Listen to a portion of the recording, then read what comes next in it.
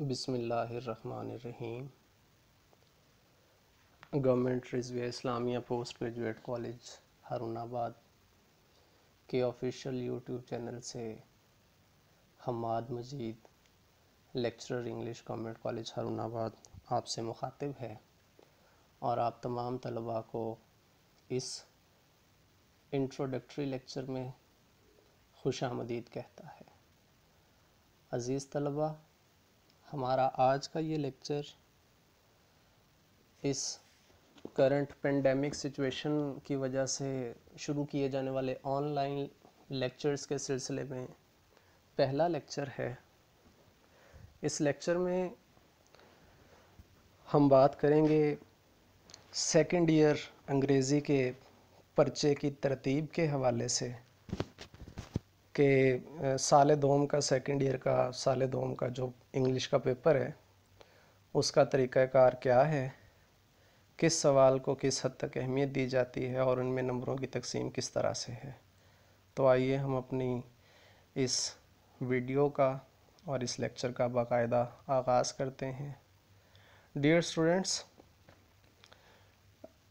Total marks as usual second year में भी English के 100 मार्क्स हैं, जिसके लिए आपको कुल मिला के 170 मिनट्स जो हैं वो दिए जाते हैं, जिसमें आपने इस काम को मुकम्मल करना है। सबसे पहले आपको मारूज़ी पर्चे के लिए 20 मिनट मिलेंगे और उसके बाद आपका सब्जेक्टिव पार्ट या हिस्सा इंशाइया जो है वो 2 घंटे 30 मिनट पर मुश्तमिल होगा। अब हम अपने पेपर की सवालात की तरतीब को तफसील से डिस्कस करते हैं। पेपर में सबसे पहले आपको क्वेश्चन नंबर 1 ऑब्जेक्टिव पार्ट जो है वो अलहदा से आपको पता है मिलता है और इस सेकंड ईयर के पेपर का भी पैटर्न ऑलमोस्ट वही है कि objective part for the first objective part consist of 20 marks और इन 20 नंबरों में भी फर्दर जो है वो एक तरतीब के साथ आपसे कुछ सवालात किए जाते हैं MCQs की सूरत में। मल्टीपल चॉइस क्वेश्चंस जो हैं वो आपको दिए जाते हैं, जिनको आप रिस्पॉन्ड करते हैं अकॉर्डिंग टू योर अंडरस्टैंडिंग। और इसमें 10 नंबर का पोर्शन जो है वो वोकेबलरी से रिलेट करता है, जो हम टेक्स्ट बुक पढ़ते हैं बुक 2, और इसके अलावा हम एक नावल पढ़ते हैं सेकंड ईयर में गुड बाय मिस्टर चिप्स। तो उसमें से आपसे सिनोनिम्स पूछे जाएंगे। आपके ऑब्जेक्टिव का पार्ट 1 उसको 3 हिस्सों में डिवाइड किया जाता है। आप लोगों के सामने अगर आपकी कुतुब मौजूद हैं तो हमें पता है कि हमारी सेकंड ईयर की जो बुक है उसमें बुक 2 में सबसे पहले हमारा प्रोज का सेक्शन है, मॉडर्न एसेज जिसमें लिखे हुए हैं। उसमें आपके पास सबसे पहले नंबर पे जो एसे है द डाइंग सन और the 10th essay is the jewel of the world. ये जो पहले 10 मज़ामीन हैं, 10 चैप्टर्स भी आप इनको अपनी अंडरस्टैंडिंग के लिए कह सकते हैं। इन 10 असबाक की जो टेक्स्ट है उसमें से आपसे कोई से 3 अल्फाज पूछे जाएंगे। हर लफ्ज़ जो है वो 1 नंबर रखता है और आपने उस लफ्ज़ का मुतरादिफ synonym to that particular words आपने उसको सिर्फ चूज़ करना है। इसी तरह आपके पास पार्ट 2 जो है हीरोज़ सेक्शन, जिसमें first year at Harrow, hitch hiking across the Sahara, sir Alexander Fleming, Louis Pasteur, Mustafa Kemal, ये 5 जो आपके हीरोज़ ऑफ द हिस्ट्री हैं जिनको डिस्कस किया गया है। चैप्टर नंबर 11 ऐसे नंबर 11 to 15, इसकी टेक्स्ट जो है उसमें से भी आपसे 3 नंबर के MCQs सिनोनिम्स की सूरत में पूछे जाएंगे। Then comes the next and that is the novel. आप गुड बाय मिस्टर चिप्स जो नावल है हम अपने कोर्स में पढ़ते हैं और उसकी टेक्स्ट में से भी आपसे 4 नंबर के सिनोनिम्स पेपर में पूछे जाते हैं ऑब्जेक्टिव पोर्शन में। इसके बाद आप मूव करते हैं फर्दर और वो है नेक्स्ट क्वेश्चन प्रेपोजिशन से रिलेट करता है। 5 नंबर की दुरुस्तगी जो है वो ख़ास तौर पे प्रेपोजिशन से मुतालिक होगी, जिसमें करेक्ट प्रेपोजिशन आपको चूज़ करना होगा। फॉर एग्ज़ाम्पल आपके पास पेपर में सेंटेंस आएगा that my friend is absent dash the class today. तो आगे आपके पास ऑप्शन 2 ऑन, बाय, फ्रॉम, ठीक है। तो जो उसका प्रेपोजिशन बनता होगा आप उसको चूज़ करेंगे। इसके बाद ऑब्जेक्टिव पेपर का आखिरी 5 नंबर का हिस्सा ग्रामेटिकल मिस्टेक्स और करेक्शन से रिलेट करता है। कुछ जनरल किस्म का ये सवाल है, किसी जुमले में आपको गलत टेंस में लिखा गया कोई सेंटेंस नज़र आएगा, किसी में सब्जेक्ट वर्ब एग्रीमेंट के हवाले से कुछ गलतियाँ होंगी, किसी में जो है वो प्लेसमेंट ऑफ एडवर्ब के हवाले से कुछ गलती हो सकती है, कुछ में पंक्चुएशन की मिस्टेक्स हो सकती हैं, प्रॉपर नाउन्स को रॉन्गली जो है वो प्रेजेंट किया जा सकता है, capitalization, each and everything according to the general rules of grammar. तो ये भी एमसीक्यूज़ की सूरत में ही होगा। आप इसको जो है वो दुरुस्त जवाबात का इंतखाब करेंगे और ये आपका 20 नंबर का हिस्सा है। इसके बाद हम मूव करते हैं नेक्स्ट, हमारा सब्जेक्टिव पोर्शन है। सब्जेक्टिव पोर्शन में सबसे पहला सवाल जो हमारे सामने आएगा वो होगा मुख्तसर सवालात, शॉर्ट क्वेश्चन से रिलेटेड, और ये सवाल पेपर की तरतीब में सवाल नंबर 2 है। इसके आपको 12 नंबर मिलते हैं। आपने इसमें दिए गए सवालात जिनकी कुल तादाद 9 होगी, आपने उनमें से कोई से 6 सवाल जो हैं वो हल करने होंगे। उनको आपने 3 से 5 लाइनों में, इससे ज़्यादा या इससे कम भी मुमकिन है, सही है, लेकिन आमतौर पे जो पेपर में स्टेटमेंट दी जाती है 3 to 5 lines answer of the following short questions. अब यहाँ पे एक चीज़ समझने की बहुत अच्छी तरह आपको ज़रूरत है, जिसको आप जहन में बिठा लें। बिल्कुल ऐसे ही जैसे हमने सिनोनिम्स की बात की, तो हमें ये बताया गया कि 3 नंबर के सिनोनिम्स जो हैं वो फर्स्ट 10 मॉडर्न एसेज में से होंगे। Got it. अब इसी तरह से आपके जो शॉर्ट क्वेश्चंस का पोर्शन है, शॉर्ट क्वेश्चन के पोर्शन में आपके पास जो पहले सवाल की इबारत में 9 सवाल दिए जाएंगे, सवाल नंबर 2 में वो आपने 6 अटैम्प्ट करने होंगे। ये होंगे आपके फर्स्ट 10 एसेज बुक 2 के, सही है जी।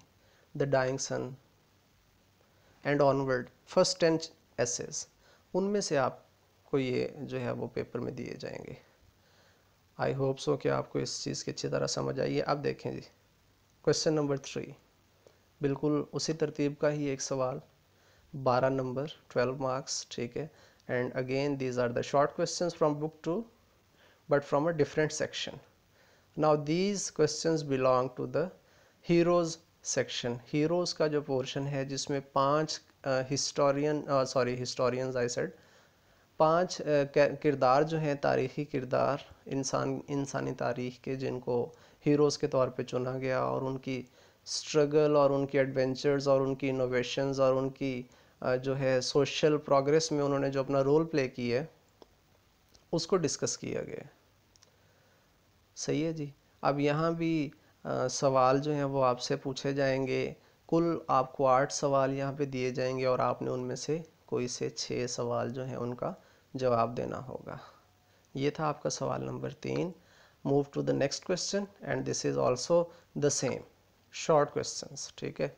बट दीज शॉर्ट क्वेश्चंस, ये जो सवाल आपके सामने अब आए हैं, सवाल नंबर 4 की इबारत में आपसे जो पूछे जाएंगे, क्वेश्चंस पूछे जाएंगे 3 से 5 लाइनों का, या मुतल्लिका जवाब जो है मुमकिन है 1 लाइन का भी हो सकता है, या कोई इंसिडेंट पूछा जाता है तो वो 5 लाइनों से ज़्यादा का भी हो सकता है, सही है। तो उस क्वेश्चन में आपसे mister Chips, goodbye mister Chips, a novel that is included in the course of second year, उसमें से आपसे क्वेश्चंस पूछे जाएंगे। और ये सवाल ज़रा बड़ा क्वेश्चन आप इसको कह सकते हैं, as far as the numbers are concerned इसके 16 नंबर हैं और यहाँ पे आपको 12 मुख्तसर सवाल जो हैं वो पेपर में दिए जाएंगे। आप उनमें से कोई से 8 सवाल हल करेंगे और आप 16 नंबर हासिल कर सकते हैं। एक चीज़ जो मैं आपके साथ आपको बताना चाहता हूँ, या आप उसको इजीली ऑब्ज़र्व कर भी चुके होंगे, कि short questions carry a lot of worth in second year paper. First year में भी था, लेकिन यहाँ आप देखिए 40 नंबर का पेपर आपका सिर्फ शॉर्ट क्वेश्चन से ही रिलेटेड है, और ये 40 number these are like objective marks, ठीक है जी। आप अगर अच्छी मेहनत करते हैं तो आप इन 40 नंबरों को बआसानी हासिल कर सकते हैं। There is no choice of cutting the marks in this question, ठीक है। देखें आप, हाँ, एक चीज़ का ज़रूर ख्याल आपको रखना होगा कि ये कोई टेक्स्ट बाउंड क्वेश्चंस नहीं पूछे जाते कि जो आपकी टेक्स्ट बुक एक्सरसाइज में दिए गए सवाल हैं सिर्फ उनमें से पूछा जाएगा। It is nothing like that. Additional questions जो हैं वो भी आपने उसमें कुछ इंपॉर्टेंट क्वेश्चंस को प्रिपेयर करना होता है जिनमें से आपसे सवाल पूछा जा सकता है। देयर आर चांसेस कि सवाल जो है वो मश्क के सवाल के अलावा हो सकता है। ये था सवाल नंबर 4। और इस यहाँ तक आप सब्जेक्टिव पेपर को भी अगर चाहें तो ऑब्जेक्टिव अप्रोच के साथ समझ सकते हैं, कर सकते हैं। आगे देखिए जी, सवाल नंबर 5, एक ऐसा सवाल जो हम जिसको कह सकते हैं कि the lengthiest question of second year paper ऐसे राइटिंग। ठीक है जी, जो टाइम कंज्यूमिंग भी आप इसको कह सकते हैं। Time management is a very important factor. जब आप पेपर को अटेम्प्ट करते हैं तो आप लोगों को ये समझ बूझ होनी चाहिए कि मैंने सवाल नंबर 2 को कितना वक्त देना है, सवाल नंबर 3 को मैंने कितनी देर में हल करना है, सवाल नंबर 4 को मैंने कितनी देर में हल करना है। और आमतौर पे स्टूडेंट्स जो है वो ऐसे राइटिंग के क्वेश्चन को लास्ट में अपने पेपर की सेटिंग में रख रहे हैं। अगर आप बहुत बुरे तमाद हैं तो ज़रूर कीजिए, और अगर आप सवाल को याद करके, ऐसे को याद करके लिख रहे हैं तो फिर कोशिश करें कि इसको proper time at least 30 to 40 minutes आप इसके लिए स्पेयर करें ताकि आप एक अच्छा मजमून लिख के अच्छे नंबर हासिल कर सकें। यहाँ पे आपको 4 मुख्तलिफ उन्वानात टॉपिक्स जो हैं वो आपके पेपर में दिए जाएंगे और आप उन टॉपिक्स में से किसी भी एक टॉपिक पर एक जामे मजमून लिखेंगे। सही है जी। और इसके बदले में आपको मिलते हैं 15 नंबर। बहुत अच्छा ऐसे लिखने के बाद आप आसानी से 13 नंबर हासिल कर सकते हैं। 14 is also an attainable score, ठीक है, but in very rare cases. This was question number 5। Then comes the 6th one, और ये भी एक फुल स्कोरिंग क्वेश्चन आप इसको कह सकते हैं। नो चांसेस कि आप इसको अगर बिल्कुल दुरुस्त करें और आपके इसमें नंबर कट दें, ऐसा नहीं होता। ये सवाल एक सादा सा सवाल है जिसमें आप कुछ इडियम्स और फ्रेजल वर्ब्स जो हैं, कुछ ज़रबुल इम्साल और कुछ जो हैं वो आपके सामने मुहावरा जात आते हैं और आप उनको जुमलों में इस्तेमाल करते हैं। फॉर आपकी किताब में आप देखेंगे तो bed of roses, a phrase, 3 words. ठीक है जी। आई होप सो कि आप फ्रेज़ का स्ट्रक्चर जो है उसको अच्छी तरह समझते हैं। एक से ज़्यादा अल्फाज मिल के आपके सामने आएँ और कुछ मीनिंग्स कन्वे करें, लेकिन जुमले की हैसियत ना रखते हों तो आप उसको फ्रेज़ कह रहे हैं। और कुछ कहावतें, कुछ ज़रबुल इम्साल, ठीक है, तो आप उनका प्रॉपर यूसेज जो है उनके कॉन्टेक्स्ट के मुताबिक जिस जगह पर आप, for example bed of roses, a very comfortable place. सही है जी। A very comfortable area, very comfortable situation. तो आप इन मुहावरों को या इन ज़रबुल अमसाल को जुमलों में इस्तेमाल करेंगे इनके दुरुस्त इस्तेमाल के मुताबिक। ये नहीं कि आप इनको बस सेंटेंस में किसी भी तरह लिखेंगे, नो। इनका प्रॉपर कॉन्टेक्स्ट और इनका प्रॉपर जो सेंस है जो कन्वे की जानी चाहिए इस फ्रेजल वर्ब की मदद से या इस इडियम की मदद से, आप उसको इसी तरह इस्तेमाल करेंगे। पेपर में आपको 8 फ्रेजल वर्ब्स या इडियम्स जो हैं वो दिए जाएंगे और आप उनमें से कोई से 5 जो है वो उनको सेंटेंस में यूज़ करेंगे। तो आपको इसके बदले में एक फ्रेजल वर्ब को सेंटेंस में यूज़ करने से आपको 2 नंबर मिलेंगे। ये 5 करने से आप 10 नंबर के हकदार हो जाते हैं। एक सजेशन जो है वो हमेशा अच्छे स्टूडेंट्स को दी जाती है कि देखें ये जो सेक्शन है, अगर आप चाहते हैं कि आप बहुत अच्छा स्कोर करें तो जहाँ पेपर में चॉइस मौजूद है कोशिश करें कि उस चॉइस को जो है वो हासिल करने की बजाय 100% पेपर करने की कोशिश करें। Specially phrasal verbs, short questions जो हैं जहाँ पे आपको 6 करने का कहा गया है 9 में से, वहाँ आप 8 कर दें। जहाँ आपको 8 में से 6 करने का कहा गया वहाँ पे एक सवाल एक्स्ट्रा ज़रूर करने की कोशिश करें। नॉवल वाले सेक्शन में से भी इसी तरह आप पेपर जो है वो अपनी चॉइस लेने की बजाय 100% करने की कोशिश करें। इसके बाद आपके पेपर का आखिरी सवाल है जी, और ये एक इंतहाई दिलचस्प और एक अच्छे स्टूडेंट का बेहतरीन पसंदीदा सवाल, इसको मैं तो समझता हूँ कि ये होना चाहिए। Translation from Urdu to English. और ये एक पैराग्राफ उर्दू में आपके सामने लिखा हुआ पेपर में आता है।